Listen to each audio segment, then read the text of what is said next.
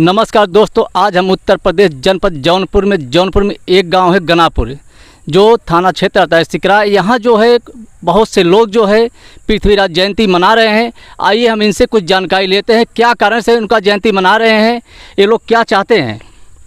भाई साहब, क्या नाम है? जी, मैं प्रताप सिंह चौहान यहीं का रहने वाला हूँ। आज हम लोग सम्राट पृथ्वीराज चौहान जी की 874वीं जयंती मना रहे हैं। तो हम पूरे देश में संदेश देना चाहते हैं चौहान समाज को, खास करके कि पृथ्वीराज चौहान जी को हम पूरी तरह से भूल चुके हैं। हमारा समाज जो है पृथ्वीराज चौहान को भूल गया है, उन्हें याद नहीं कर रहा है। तो क्या कारण है कि आपके चौहान समाज जो है पृथ्वीराज जो है सम्राट पृथ्वीराज चौहान क्यों भूल गए हैं?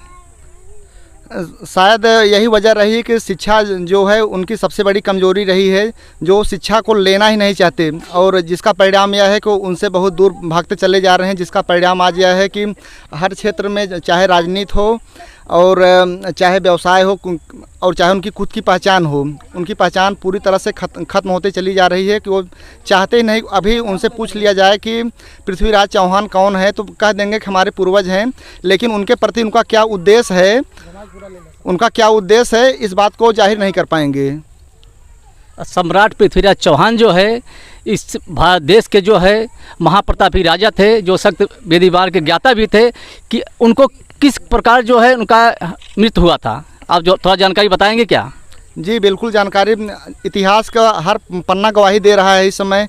सम्राट पृथ्वीराज चौहान इस अखंड भारत के ऐसे महान योद्धा थे जिनके पास देशभक्ति उनके शरीर में कूट कर, उनके नस में कूट कर भरा था। और वो लगातार इस भारत देश को खास करके वो अपने दुश्मनों से लड़ते रहे। बाहरी आक्रांताओं जैसे मोहम्मद गोरी था, लगातार आक्रमण करता रहा भारत देश पर। अच्छा, मोहम्मद गोरी पृथ्वीराज चौहान से कितनी बार, क्या इसके विषय में जानकारी है? आप अपने समाज को, चौहान समाज को क्या कहना चाहते हैं? जी बिल्कुल, मुझे जानकारी है। पृथ्वीराज चौहान जी जो है उनकी लड़ाई मोहम्मद गोरी से 17 बार हुई, जबकि पृथ्वीराज चौहान जी ने उनको हर बार मोहम्मद गोरी को जीवन दान देते रहे। यही कारण रहा कि मोहम्मद गोरी एक बार उन्हें धोखे से बंदी बना लिया, और बंदी बनाने के बाद अफगान लेकर चला गया, जहां आज पृथ्वीराज चौहान अफगानिस्तान लेके गए थे। हाँ, अफगानिस्तान जो है गजनी शहर एक है, तो आज भी उनकी प्रतिमा, उनकी मज़ार बनाई गई है। वहाँ का मुसलमान जो है पृथ्वीराज चौहान के मज़ार पे आज भी 4 जूते मार के मोहम्मद गोरी को माला चढ़ाता है। तो पृथ्वीराज चौहान की दशा आज भी उसी तरह से है जैसे उनके समाज का है। अच्छा, क्या कारण है कि चौहान समाज जो है आज़ादी के इतने साल इतने पीछे क्यों हैं? पीछे हमने तो, आप क्या कहना चाहते हैं आप? हमने तो आपसे पहले ही कहा कि वो शिक्षा को जानते ही नहीं। वो शिक्षा से उनकी बहुत बड़ी दुश्मनी है। वो नहीं चाहते कि हम शिक्षित हों। वो चाहते हैं, अब हुआ क्या कि पृथ्वीराज चौहान जी ऐसे राजा थे, उन्हीं का मौसेरा भाई जयचंद था, वही तो उनको गुलाम बनाया, उन्हें वही तो बंदी बनाया उनको। तो पृथ्वीराज चौहान जी का चौहानों पर उनके लोग जो हैं कहीं शराब पीकर गिरे पड़े रहते हैं, और उनकी इसी तरह से पहचान ख़त्म होती चली जा रही है। तो हम लोग इस बार चाहे हैं कि पृथ्वीराज चौहान जी का नाम जैसे पूरी दुनिया में गूंज रहा है, हम उसी तरह से उनका विजय पताका वाला झंडा दिल्ली पर गाड़ें। दोस्तों, आप लोग देख सकते हैं, हम इस समय गनापुर ग्राम में उपस्थित हूँ। यहाँ पे लोग, बहुत से लोग जो है पृथ्वीराज जयंती मना रहे हैं, जो कि यहाँ पे और कुछ भी जानकारी लेते हैं कि कब से मनाया जा रहा है। भाई साहब, क्या नाम है आपका? जगदीश सिंह चौहान। तो ये जयंती आप लोग कितने साल से मना रहे हैं यहाँ पे? अभी यहाँ शुरुआत किया गया है, हर साल मनाया जाएगा।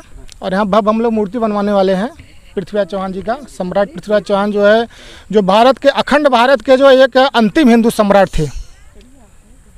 तो ऐसा ना हो कि इस साल मना के अगले साल भूल जाएं आप? नहीं, हर साल, जैसे आपकी पूरी समाज, चौहान समाज भूल गए हैं।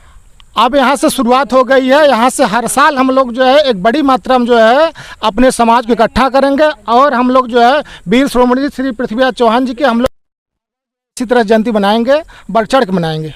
आप लोग जयंती मना रहे हैं, इसमें अपने समाज को क्या संदेश देना चाहते हैं? हम यही संदेश देना चाहें, पृथ्वीराज चौहान की जो वीर गाथा थी, या जो कुछ हमारे देश के लिए किए, उनको श्रद्धांजलि देने के लिए, उनको कुछ भी उनको करने के लिए हमें उनके हर चीज़ को सम्मान देना चाहिए। उस चीज़ को, उनके हर चीज़ को लेके, उनके हर मतलब जो वो जिस प्रकार से चले उस चीज़ को हमें आगे बढ़ाने के लिए, उस चीज़ को सोच रखने के लिए हमें जागृत होना चाहिए। हमें उस चीज़ को बढ़ावा देने के लिए आगे बढ़ने का। देखिए भाई साहब, बहुत अच्छी बात अपने समाज के लिए बताएं कि हम लोग जो है अपने समाज को भूल गए हैं। अगर इसी प्रकार हम लोग अगर अपने पूर्वज को मनाते रहेंगे तो हम आगे जा सकते हैं। भाई साहब, आप क्या नाम है? मेरा नाम प्रवीण कुमार गौतम है। मैं यहाँ पर आज इतिहास का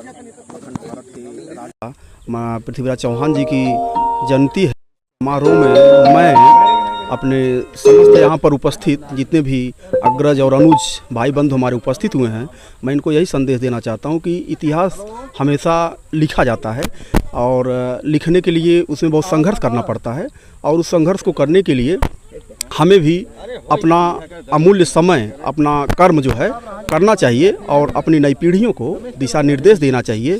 अगर कहीं पर वो भ्रमित हो जा रहे हैं तो उनको दिशा निर्देश करें और जागरूक करके जो है अपने सभी छोटे बच्चों को, बड़े बच्चों को पढ़ाएं और आगे बढ़ने का मार्गदर्शन अग्रसित करें। देखिए, चौहान समाज के लिए बहुत बड़ी बात किए हैं। जो ये गौतम हैं जो है मास्टर साहब जो है टीचर भी हैं, जो कि डॉक्टर भीमराव अंबेडकर को ये लोग सदियों से मान रहे हैं, तभी इनका समाज इस समय इतने ऊंचाई पहुंच गया है। यही संदेश जो है चौहान समाज को देना चाहते हैं कि ये लोग भूल गए हैं, इनको जो है याद किया जाए।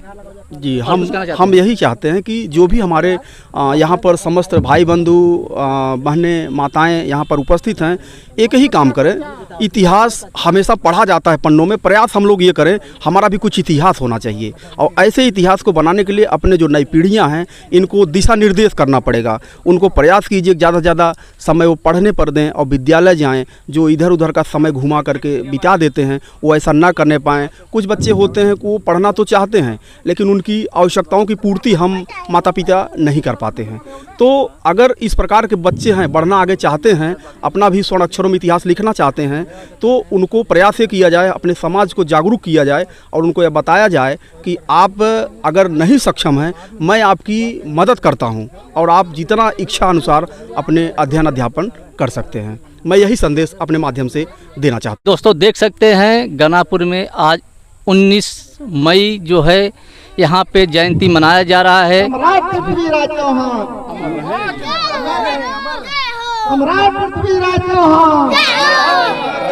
इसी प्रकार हमारे न्यूज़ चैनल देखते हैं। जय हिंद, जय भारत।